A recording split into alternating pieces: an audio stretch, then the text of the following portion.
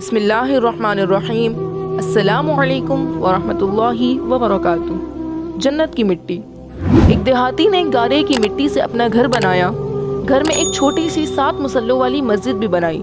اس دیہاتی کے 7 بیٹے تھے۔ جب تعمیر مکمل ہو گئی تو اس نے اپنے بیٹوں کو بلایا اور کہا، میں چاہتا ہوں کہ مسجد کی لپائی جنت کی مٹی سے کروں۔ تم سب بھائی جاؤ اور جنت کی مٹی تلاش کر کے لاؤ۔ بیٹے پریشان ہو گئے کہ جنت کی مٹی کہاں سے لائیں۔ 6 بیٹے جنت کی مٹی ڈھونڈنے نکل کھڑے ہوئے، جبکہ سب سے چھوٹا بیٹا گھر میں ہی بیٹھا رہا۔ سارے بھائی شام کو تھکے ہارے گھر لوٹے تو کیا دیکھتے ہیں کہ سب سے چھوٹا بھائی بوری میں مٹی بھر کے بیٹھا ہے۔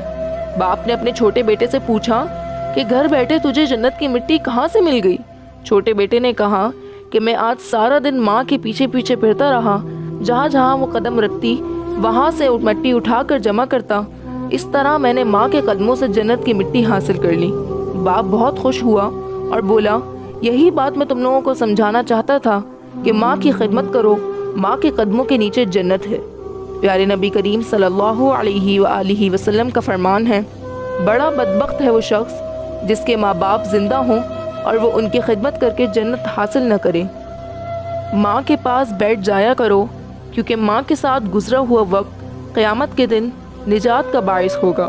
نبی اکرم صلی اللہ علیہ وآلہ وسلم نے فرمایا، ماں کا حق ادا کرتے رہو۔ قسم ہے اللہ کی، اگر تم اپنا گوشت کاٹ کر اسے دے ڈالو جب بھی اس کا چوتھائی حق ادا نہ ہوگا۔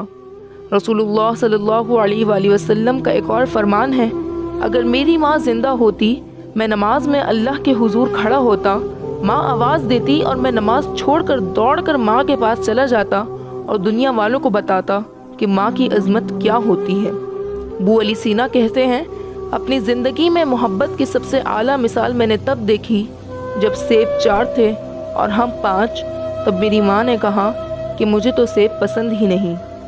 یاد رکھو، دنیا میں ہمیشہ رہنے والا رشتہ اگر کوئی ہے تو وہ ماں کا ہے، جو تکلیف برداشت کرتی ہے مگر اولاد کو سکھ پہنچاتی ہے۔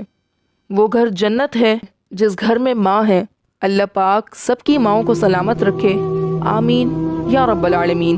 اگر آپ کو یہ ویڈیو پسند آئی ہو تو ہمارے چینل MA وائس کو سبسکرائب کیجئے تاکہ ہماری آنے والی ہر ویڈیو کا نوٹیفیکیشن سب سے پہلے آپ تک پہنچ سکے۔ شکریہ۔